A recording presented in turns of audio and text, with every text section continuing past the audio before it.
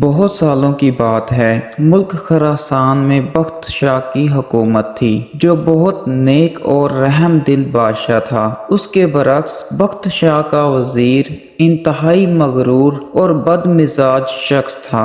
وزیر بننے کے بعد قوت و اختیارات اور دولت کی ریل بیل نے اس کا دماغ خراب کر دیا تھا، جس کی وجہ سے وہ ہر شخص کو حقیر سمجھتا تھا۔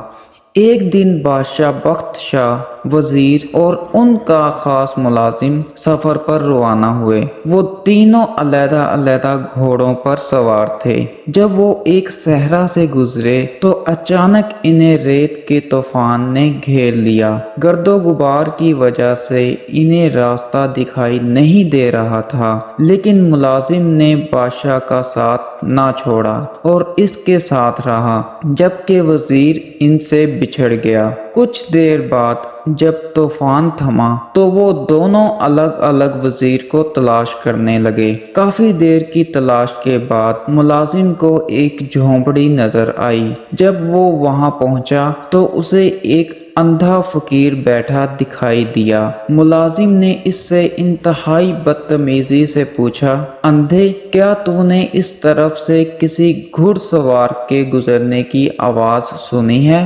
فقیر نے جواب دیا، نہیں بھائی، مجھے تو کچھ سنائی نہیں دیا۔ ملازم یہ سن کر آگے بڑھ گیا۔ تھوڑی دیر بعد وزیر بھی اپنے ساتھیوں کو تلاش کرتا ہوا ادھر سے گزرا۔ جھونپڑی دیکھ کر وہ بھی رکا اور اس نے فقیر سے پوچھا، او فقیر، کیا تم نے یہاں سے کسی آدمی کے گزرنے کی آوازیں سنی ہیں؟ اس نے وزیر کو بھی وہی جواب دیا جو ملازم کو دیا تھا۔ وزیر بھی وہاں سے آگے بڑھ گیا۔ کچھ ہی دیر گزری تھی کہ بخت شاہ بھی اسی جھونپڑی کے پاس سے گزرا۔ فقیر کو دیکھ کر گھوڑے سے نیچے اترا۔ پہلے فقیر کو سلام کیا، اس کے بعد انتہائی ادب سے پوچھا، شاہ صاحب، کیا آپ نے کسی گھوڑے کی آوازیں سنی ہیں؟ نابینا فقیر نے جواب دیا، جی ہاں جہاں پناہ، پہلے حضور کا ملازم ادھر سے گزرا، پھر آپ کا وزیر۔ بادشاہ کو یہ سن کر بہت حیرت ہوئی۔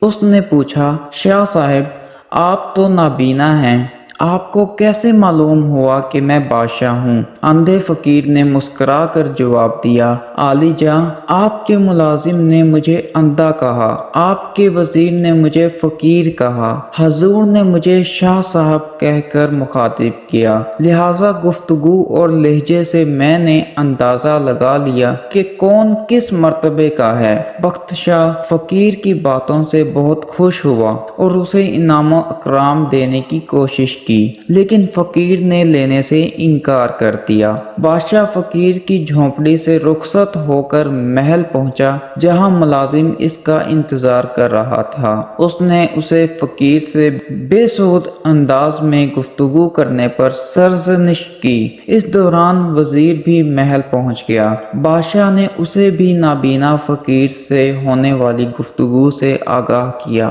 پھر دونوں کو سمجھایا کہ اعلیٰ مرتبے یا عہدے کے نشے میں کسی انسان کو کمتر اور حقیر نہیں سمجھنا چاہیے۔ یہ سب کچھ اللہ تعالیٰ کا دیا ہوا عطیہ ہے، لیکن یاد رکھو، اگر خالق کائنات اگر کسی کو کچھ دیتا ہے تو وہ اسے واپس لینے کی بھی قدرت رکھتا ہے۔